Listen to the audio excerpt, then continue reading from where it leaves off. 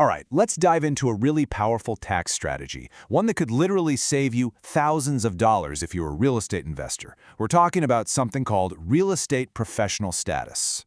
So, let's start with something that is super frustrating for so many rental owners.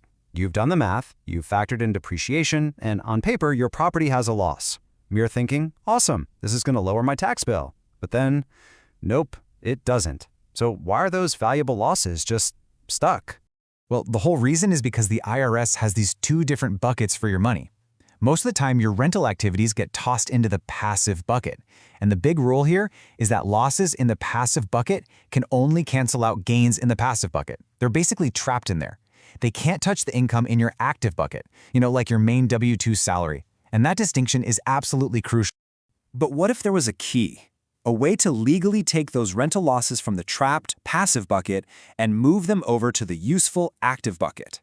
Well, there is, and it's called Real Estate Professional Status, or REP status for short. This REP status is your key. It's an official designation from the IRS, and if you can get it, it is a total game changer. It's you telling the IRS, look, for me, real estate isn't just some passive side thing, it's my active business. And when they agree, you get to deduct those rental losses against all your other income.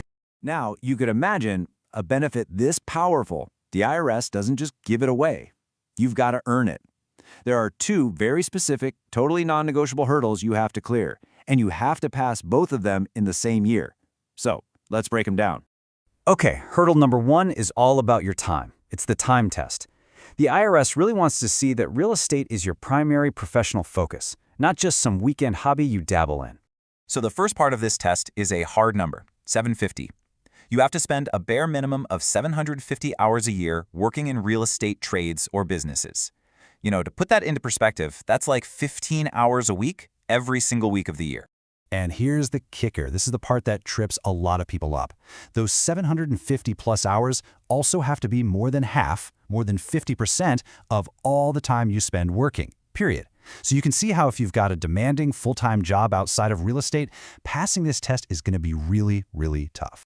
But here's some good news. The IRS is actually pretty broad in what they let you count towards those hours. It isn't just about managing your own stuff. If you're an agent or a broker, if you're into development, or you spend a ton of time on renovations or leasing, all that time can count towards hitting that 750-hour and 50% mark. Okay, so let's say you clear the time test. You're feeling good. Well, you're not done yet. You also have to prove that you materially participated specifically in your rental activities. This is just the IRS's fancy way of saying you have to be hands-on and deeply involved in running your properties. No armchair investors allowed here.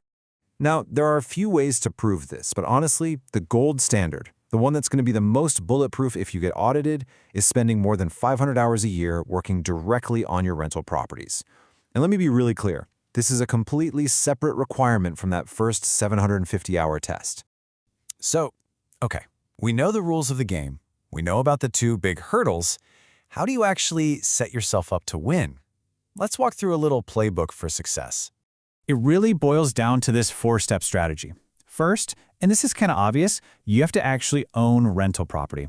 Second, you really need to self-manage. If you just hand everything over to a property manager, it's going to be almost impossible to prove you're materially participating. Third, and this is a big one, you can choose to group all of your properties into a single activity. And fourth, you have to track every single thing you do. Let's just pause on step 3 for a second, this grouping election. This is a huge strategic move. See, by grouping all your properties together, you can add up all your hours you spend across your entire portfolio to hit that 500-hour mark. That's way easier than trying to hit it for each property one by one. But a word of caution, this election is sticky. Once you do it, you can't easily undo it. So you need to be really intentional and definitely talk it over with your CPA first. All right, let's talk about something that is absolutely 100% critical, proof. Because if you claim this amazing tax status, you better believe the IRS might just come knocking and ask you to prove it. Let's be crystal clear about this. Claiming real estate professional status basically paints a target on your tax return for the IRS. It's one of the most frequently audited areas simply because the tax savings are so big. Now, that shouldn't scare you off, but it means you have to be ready to defend your claim from day one. So what's your defense? What's your audit shield? It's a contemporaneous time log. That's just a fancy way of saying you track your time as you go, not trying to piece it together from memory 2 years down the road. Keep it simple, keep it factual, date, property, what you did, and how long it took. That's your best friend. Okay, we've gone through the rules, the strategies, the warnings. Now it's time for a little reality check. Let's figure out if going after rep status actually makes sense for you and your situation. So ask yourself this, honestly. Are you the person on the phone with potential tenants? Are you the one showing the units, drafting the leases? Because that direct involvement is a huge piece of proving material participation. And what about when things go wrong? When a pipe bursts at 10 p.m. on a Friday, does your phone ring or does a property manager's? If you're the first call for problems, that's a really strong sign of active management. And even if you hire a contractor to do the work, are you the one who gets the quotes, picks the materials, and gives the final go-ahead? That executive decision-making power is a key activity that counts. If you were just sitting there nodding your head, saying, "Yup, that's me," to all those questions, then you are on exactly the right track.